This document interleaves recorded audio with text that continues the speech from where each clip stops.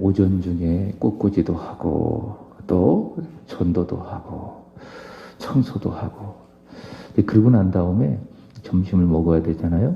그래서 점심을 먹기 위해서 우리 기도하신 김혜영 권사님 가게에 갔습니다. 이제 더운 날이 다가오기 때문에 소바를 시작을 하신다고 해서 그 맛이 어떤지 그리고 잘 되기를 우리가 마음으로 먹고 또 기도하기 위해서 찾아갔습니다. 음식을 먹고 있는데 우리 김혜영 권사님의 손녀가 오는 거죠. 이름이 이나윤. 이제 승수 형제가 그 아들인데 아들과 며느리가 오게 되는 겁니다. 식사하다가 중간에 아기가 보고 싶어서 보러 갔는데 이제 아기가 100일이 됐어요. 나윤이가 100일이 되어서 저렇게 이제 머리를 안수를 하고 기도해 주는데 얼마나 예쁜지. 제가 이제 아기를 좋아하거든요. 근데 진짜 예쁘더라고요. 얼마나 예쁜지. 제가 이렇게 머리를 딱 잡고 기도하는데 저를 계속 빤하게 쳐다보면서 이렇게 이제 제가 기도하는 기도를 받더라고요. 정말 이쁘더라고요. 아기를 낳고 또 그리고 키워 분들 아실 것입니다. 이제 처음 낳았을 때의 그 모습과 또 그 다음날 그 모습과 또 나윤이처럼 100일이 되었을 때의 그 모습이 다릅니다. 저희 큰아이도 태어났을 때에 머리가 뒤가 뾰족하더라고요. 그래서 내가 깜짝 놀랐어요. 어떻게 머리가 저렇게 생겼냐. 근데 이제 시간이 갈수록 아이가 성장하면서 이제 머리도 모습도 그 모습으로 있는 것이 아니라 점점 성장해 가는 것을 볼 수가 있습니다. 처음 태어날 때의 모습과 100일 때의 모습과 그리고 100일이 지나서 첫돌 때의 모습이 다른 것이죠. 무슨 말인가 하면 아이가 시간이 지남에 따라서 뭐 했다? 성장했다. 이제 그런 의미입니다. 100일 동안 잘 먹고 잘 싸고 잘 자면서 나윤이가 그렇게 예쁜 모습으로 성장한 것 아니겠습니까? 여러분, 육신이 태어나서 자라는 것을 뭐라고 이야기합니까? 성장이라고 이야기합니다. 동시에 우리가 예수를 믿고 거듭나면 우리 영혼이 살아나는 겁니다. 그 영혼, 이 영혼이 자라나는 것. 조금 더 쉽게 이야기한다면 우리 믿음이 이렇게 좋아지는 걸, 이걸 뭐라고 이야기합니까? 믿음의 성장이라고 이야기하는데 다른 말로 말하면 믿음의 성숙이라고 이야기합니다. 그래서 우리가 처음 예수를 믿을 때의 우리의 믿음과 그리고 그 다음 믿음이 달라야 합니다. 처음 내가 예수를 믿었을 때의 나의 믿음하고 지금 내가 믿는 나의 믿음이 어떠해야 됩니까? 달라야 하는 것입니다. 1년 전에 내가 믿었다면 그 믿음과 1년이 지난 지금 나의 믿음이 같아야 합니까? 달라야 합니까? 달라야 합니다. 그동안 얼마나 기도를 하셨어요? 그동안 얼마나 많은 말씀을 들었습니까? 또 섬김도 하고 어제처럼 집에 가서 커튼도 열심히 빨고 그런 과정을 통해서 1년 전의 나의 믿음과 그리고 오늘 지금 나의 믿음은 분명히 달라져야 합니다. 성숙해져야 합니다. 사순절 특별 새벽 기도회가 시작된 지 이제 일주일이 넘었습니다. 시작할 때 나의 믿음을 한번 생각해 보세요. 그리고 일주일이 지난 지금 나의 믿음이 어떤지 한번 생각해 보십시오. 어떠해야 됩니까? 달라야 합니다. 처음 시작할 때 나의 믿음하고 지금 일주일이 지났는데 그동안 기도하고 그동안 말씀을 듣고 찬양도 하고 이러면서 지금 나의 믿음이 어떠해야 됩니까? 달라야 합니다. 성숙해야 됩니다. 믿음의 말씀을 먹었기 때문에 육신이 성장하듯이 나의 믿음도 그림없이 변함없이 성숙해야 됩니다. 성경은 이렇게 이야기합니다. 에베소서 4장 13절 시작. 우리가 다 하나님의 아들을 믿는 것과 아는 일에 하나가 되어 온전한 사람을 이루어 그리스도의 장성한 분량이 충만한 데까지 이르리니 어디까지 자라가야 합니까? 그리스도의 장성한 분량이 충만한 데까지. 하나님의 아들을 믿는 것, 아는 것을 통해서 그리스도의 장성이 분량이 충만한 그 자리까지 우리의 믿음이 자라나야 한다. 성숙해야 된다라는 겁니다. 오늘 함께 읽은 말씀은 아브라함의 믿음 두 번째입니다. 성경이 아브라함의 믿음에 대해서, 특별히 믿음에 대해서 이야기하고 있는 이 히브리서 11장에서 아브라함의 이야기를 두 번 하는 것은 그만큼 의미가 있다. 성경은 아브라함에 대해서 주목하고 싶은 거죠. 아브라함의 믿음에 대하여 더 말하고 싶은 거죠. 그래서 성경이 주목하는 건 뭐예요? 세상적으로 보면 내가 얼마나 많은 스펙을 가지고 있느냐, 내가 얼마나 높은 위치에서 인생을 살아가고 있느냐, 내가 얼마나 많은 재산을 살아가고 있느냐, 그걸 주목하는 것이 아니라 무엇을 주목합니까? 믿음을 주목하는 거예요. 우리에게 믿음이 얼마나 많이 있느냐, 믿음이 얼마나 적으냐, 좋은 믿음이냐 나쁜 믿음이냐, 약한 믿음이냐 강한 믿음이냐, 얕은 믿음이냐 강한 믿음이냐, 좁은 믿음이냐 넓은 믿음이냐, 바로 그 믿음을 주목하고 믿음이 많은 사람들, 믿음이 강한 사람들, 믿음이 좋은 사람을 주목하고요. 그리고 그 믿음을 말하고 싶다. 이게 하나님의 관점이라는 거죠. 아브라함이 바로 그런 측면입니다. 아브라함의 믿음의 두 번째. 지난주 첫 번째 아브라함의 믿음은 뭡니까? 갈 바를 알지 못하나 하나님의 말씀을 듣고 믿고 순종하며 나아갔던 믿음. 자, 오늘 두 번째 아브라함의 믿음은 뭔가 따라서 합니다. 외아들을 드린 믿음. 저는 어디에다 방점을 찍고 싶은가 하면 드린 믿음 이렇게 하고 싶어요. 첫 번째 아브라함의 믿음은 믿고 순종한 믿음이었다면 두 번째 아브라함의 믿음은 외아들을 드린 믿음. 드린 믿음. 그 믿음은 뭐냐? 아브라함을 통해서 본다면 드리는 거예요. 믿음이 뭐라고요? 드리는 것이다. 8절 다시 보시면 갈 바를 알지 못하나 순종했다면 그게 아브라함의 믿음이었다면 17절 그 외아들을 드린 믿음. 자, 그런데 아브라함이 갈 바를 알지 못하나 순종했던 그 믿음과 그리고 오늘 본문에 나오는 드린 믿음, 외아들을 드린 믿음에는 차이점이 있어요. 차이점이 있다. 선언의 말씀을 드렸듯이 처음에 갈 바를 알지 못하나 믿음으로 나아갔던 그 믿음은 아직 성숙하지 못한 믿음이에요. 물론 순종의 열매로 나타났지만은 아직 성숙하지 못한 믿음. 그렇지만 오늘 본문에 외아들을 드린 믿음, 그 믿음은 어떤 믿음이냐? 성숙한 믿음. 처음 아브라함 가졌던 믿음은 미성숙한 믿음. 그러나 오늘 본문에 나오는 아브라함의 믿음은 성숙한 믿음. 어떻게 할 수 있느냐? 드림을 통해서. 야, 아브라함이 외아들을 드리는 것을 보니 아브라함의 믿음이 많이 좋아졌다. 처음 믿을 때보다 아브라함의 믿음이 성숙했다. 이렇게 말할 수 있겠죠. 자신의 가장 소중한 것을 하나님께 드림으로 말미암아 아브라함의 믿음 좋아졌다. 아브라함의 믿음 성숙해졌다라는 겁니다. 자, 성경을 통해서 본다면 아브라함의 믿음이요.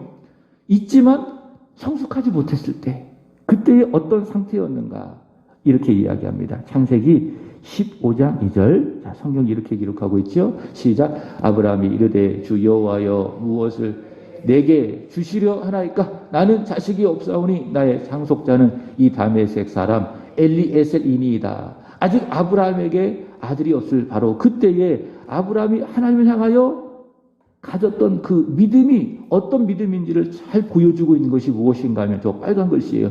무엇을 내게 주시려 하나이까? 아브라함은 지금 어떤 믿음의 상태입니까? 받기를 원하는 거예요. 그러니까 믿음이 적은 사람, 믿음이 성숙하지 못한 사람의 그 증거, 특징 중에 하나가 무엇인가 하면 뭡니까? 주세요. 주세요. 계속 그 이야기만 하는 겁니다. 그죠? 아이가 미성숙한 특징이 뭐예요? 계속 달라는 거예요. 주지는 않고 엄마한테 아빠한테 주려고 하지 않고 계속 이거 사줘 저거 사줘 계속 줘 그런 거죠. 그게 뭡니까? 그게 성숙하지 못한 어떤 아이의 모습. 우리 믿음도 마찬가지입니다. 하나님 이거 주세요 저거 주세요. 어제 말씀을 드렸잖아요. 우리를 위해서 고난 받으시고 십자가에 못 박혀 죽으실 그 예수님 우리에게 다 주신 거예요. 근데 우리는 아무것도 받지 못하는 것처럼 그 예수님 앞에 세상적인 가치를, 세상적인 부요를, 세상적인 그런 복들을 주세요. 주세요. 이게 뭡니까? 믿음이지만은 아직 성숙하지 못한 믿음이라고 할 수 있을 것입니다. 제가 어렸을 적에 시골에서 자랐어요. 충남 청소면 야현 거기에서 자랐는데 이제 여름이면은 내과에 가서 물놀이를 자주 했습니다. 근데 지금 생각해보면 어른들이 뭐라고 이야기하는가 하면 물놀이 하는 걸 몇감으로 간다. 이렇게 이야기하시더라고요. 여러분 아시나요? 몇감으로 간다. 그래서 제가 어제 한번 이게 찾아봤어요. 몇감다가 뭐지? 그랬더니 이게 어떤 의미인가 하면 미역을 감다. 이걸 몇감다. 이렇게 이야기하더라고요. 이게 어떤 의미인가 하면은 고래가 미역을 감고 막 물속에서 이렇게 춤을 추는 것처럼 그래서 물놀이를 하는 거를 몇감다. 그렇게 말하는 것이다. 이렇게 이야기한다고 하더라고요. 근데 멱을 열심히 어렸을 적에 감다가 보면은 물놀이를 다 끝내고 나면은 몸 여기 저기 뭐가 붙어 있는가 하면은 거머리가 붙어 있어요. 거머리. 근데 이거를 우리 시골에는 거머리라고 하지 않냐고 금자리라고 하더라고요. 제가 시골 때 금자리. 그러니까 거머리가 여기 저기 붙어 있습니다. 굉장히 이제 소름 끼치죠. 그래서 이거를 떼내려고 하면 안 떼어집니다. 안 떼어집니다. 그럼 어떻게 떼는가 하면은 담배빵으로 탁 치면 치고 바로 떨어집니다. 그게 이제 거머리인데 거머리의 특징이 뭐냐? 계속 붙어다가 계속 다오 하면서 피를 계속 빨아먹는 게 거머리예요. 자, 근데 성경을 쭉 읽다가 보니까는 이 거머리에 대해서 성경이 언급을 하고 있더라고요. 자, 잠언 30장 15절 보겠습니다. 시작. 거머리에게는 두 딸이 있어 다오 하느니라 족한 줄을 알지 못하여 족하지 아니하는 것 선엇이 있나니. 아멘. 거머리에는 누가 있다고? 딸 둘이 있대요. 이름이 뭐예요? 다오. 계속 만족할지 모르고 다오 끊임없이 한다는 거예요. 이게 뭡니까? 이게 거머리라는 거예요. 믿음이 성숙하지 못한 사람은 뭐예요? 맨날 하나님 앞에 이것 주세요. 저것 주세요. 주를 위해서 구하는 것이 아니라 오직 자신의 욕심을 위해서 자신의 인생이 편하게 잘 살기 위해서 하나님 앞에 타고 만족하지 못하고 끊임없이 주세요 한다는 거죠. 그것도 믿음이에요. 그러나 그 믿음은 어떤 믿음입니까? 아직 성숙하지 못한 믿음의 특징이라는 거죠. 그러나 믿음이 성숙하면 어떠해지는가? 오늘 아브라함을 통해서 볼 수가 있습니다. 아브라함의 믿음이 성숙하지 못할 때에는 주여 저에게 무엇을 주시겠습니까? 그렇게 하나님께 요청했어요. 그러나 아브라함의 그 이후의 모습을 보면 시간이 지납니다. 시간 속에서 역사하시는 하나님과 인격적인 관계를 맺고 실수도 많이 하고 실패도 많이 해가면서 어떻게 되어졌어요? 아브라함의 믿음이 성숙해졌습니다. 이리 넘어지고 저리 넘어지고 이런 실수도 하고 저런 실수도 하고 특별히 하나님의 주권적인 역사와 하나님의 은혜가 아브라함에게 들어가니 아브라함의 믿음이 처음일 때보다 오늘 본문에 보면 아브라함의 믿음이 참 좋아졌다라고 하는 겁니다. 자, 그게 17절이에요. 아브라함의 믿음이 성숙했다. 17절 읽어보겠습니다. 시작. 아브라함은 시험을 받을 때에 믿음으로 이삭을 드렸으니 그는 약속들을 받은 자로 돼 그 외아들을 드렸느니라. 자, 이 말씀을 잘 보세요. 강조하는 것이 무엇입니까? 드렸다. 믿음으로 드렸다. 그 외아들을 드렸다. 두 번씩이나 기록하고 있는 것 아니겠습니까? 그죠? 그래서 믿음이 좋아졌다. 아브라함의 믿음이 성숙해졌다. 그 증거는 무엇입니까? 거머리의 두 딸처럼 타고 한 것이 아니라 이제는 어떻게 됐습니까? 드리는 겁니다. 무엇을 드리는 겁니까? 그냥 먹다만 그걸 드리는 것이 아니라 하찮은 것을 드리는 것이 아니라 내 인생에 아브라함의 인생에 가장 소중한 게 뭘까요, 여러분? 이삭이죠. 외아들이죠. 독자 이삭을 하나님 앞에 주저없이 계산 없이 아낌없이 전심으로 드리는 것, 그것이 무엇이었습니까? 이것이 바로 아브라함의 믿음, 아브라함의 성숙한 믿음이다 라고 하는 겁니다. 믿음이 좋아졌다, 믿음이 성숙해졌다. 그 증거는 무엇입니까? 받으려고만 하지 않아요. 달라 하지 않습니다. 왜요? 다 받았기 때문에. 그게 뭡니까? 내 믿음이고 내가 예수를 믿은 것이고 전부를 다 받은 거예요. 그래서 나는 다 받았습니다. 다른 것 안 주셔도 저는 충분히 감사할 수 있습니다. 나는 충분히 행복할 수 있습니다. 왜? 내 안에 예수가 있기 때문에 이제는 나의 인생 주님께 드리면서 살아가기를 원합니다. 이게 믿음의 성숙이에요.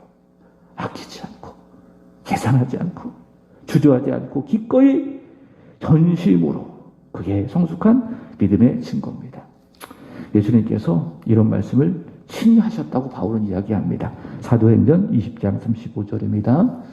범사에 여러분에게 모본을 보여준 바와 같이 수고하여 약한 사람들을 돕고 또 주 예수께서 친히 말씀하신 바 주는 것이 받는 것보다 복이 있다 하심을 기억하여야 할지니라. 아멘. 얘들아, 구하고 찾는 것도 참 중요하다. 그것도 복이 있다. 그러나 그것보다 더 큰 복이 있다. 그것은 무엇입니까? 드리는 것. 하나님께 나의 인생을 드리는 것. 그것이 바로 더 복이 있다. 우리 예수님 친히 우리에게 말씀하여 주셨습니다. 아브라함의 믿음은 성숙한 믿음, 가장 소중한 것을 하나님께 드리는 바로 그런 믿음입니다. 특별히 말씀을 드렸습니다. 믿음은 하나님께 나아가는 자는 반드시 그가 자기를 찾는 이에게 상 주시는 이심을 믿어야 할지니라. 이런 말씀들을 통해서 믿음에는 무엇이 있습니까? 보상이 있습니다.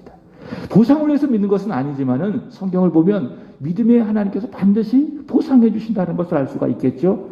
아벨은 어떤 보상을 받았습니까? 그가 죽었으나 여전히 믿음으로 말하느니라. 에녹은 하나님께서 죽지 아니하고 데려가신 거예요. 그게 믿음의 보상이에요.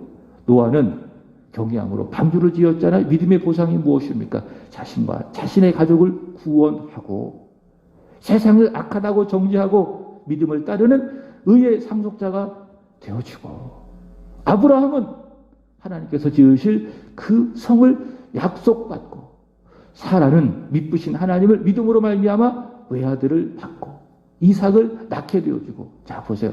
아브라함은 어떤 믿음의 상을 받았느냐. 오늘 본문의 말씀을 보면 저는 이렇게 말하고 싶어요. 다시 17절 한번 보시면은 외아들입니다. 외아들을 드렸느니라 라는 말을 한번 여러분 잘 주목해 보세요. 여기서 외아들이라고 하는 거를 이 개역 개정이거든요. 이 성경은. 근데 개역 성경이 뭐라고 표현하는가 하면 독생자를 드렸느니라 이렇게 이야기하고 있어요. 그럼 독생자는 누가 생각납니까? 예수님이 생각나는 거예요. 그래서 아브라함이 하나님께 드림으로 말미암아 받은 믿음의 복은 무엇인가 하면은 하나님의 마음을 알게 된 거예요. 하나님은 어떤 분이십니까? 독생자를 주셨잖아요. 독생자를 우리를 위해서 주셨잖아요. 그 하나님의 마음이에요, 그게. 그때 하나님이 어떤 마음을 가졌을까? 아브라함은 알까요, 모를까요? 완벽하게는 알지 못하지만 왜 인간이기 때문에, 그러나 아는 것. 독생자를 드린다고 하는 그 마음, 독생자를 내어준다라고 하는 그 하나님의 마음이 어떤 마음인지 아브라함은 안 거예요. 이게 뭡니까? 아브라함이 받은 믿음의 최고의 복. 여러분, 이게 최고의 복입니다. 하나님의 그 진심 어린 마음을 내가 아는 게 그게 복입니다. 내 인생이 잘 되고 형통하고 문제 없고 바라는 대로 잘 되는 것도 그것도 복이지만은, 그러나 가장 큰 복은 뭐예요? 성경을 읽어가면서 하나님의 말씀을 들어가면서 기도해가면서 나를 향한 아버지 하나님의 마음이 어떤지를 내가 깨달아 아는 것. 나를 위해서 십자가 지신 그 예수님의 그 마음이 어떤 마음인지 내가 깨달아 아는 것. 그게 뭐예요? 우리가 받는 가장 큰 복입니다. 그 마음만 한다면 내가 못할 게 뭐가 있겠어요? 내가 못 이길 어려움이 무엇이 있겠습니까? 내가 못 극복할 아픔과 슬픔이 무엇이 있겠습니까? 아브라함은 믿음으로 독자를 드렸어요. 독생자를 드렸어요. 하나님이 그 믿음에 대하여 보상해 주셨어요. 아버지 하나님의 마음을 알 수 있는 그게 아브라함이 받은 최고의 믿음의 복이다라고 하는 것입니다. 사랑하는 여러분, 저와 여러분의 믿음이 좋아지기를 원합니다. 이 믿음이 더욱 굳세어지기를 바랍니다. 이제는 달라하는 그런 믿음에서 어떤 믿음? 아브라함처럼 가장 소중한 것을 하나님께 드리는 그런 좋은 믿음, 성숙한 믿음이 있기를 원하고, 우리 세안의 모든 성도들이 그런 믿음으로 함께 손을 잡고 신앙생활에서 하나님이 정말 좋아하시는, 하나님이 정말 기뻐하시는 그런 믿음의 사람이 되기를 원하고, 그런 우리 세안교회에, 그런 우리 세안의 모든 성도들의 마음속에 하나님의 마음을 알게 되어지는 큰 축복이 있게 되기를 주의 이름으로 축복합니다. 기도하겠습니다.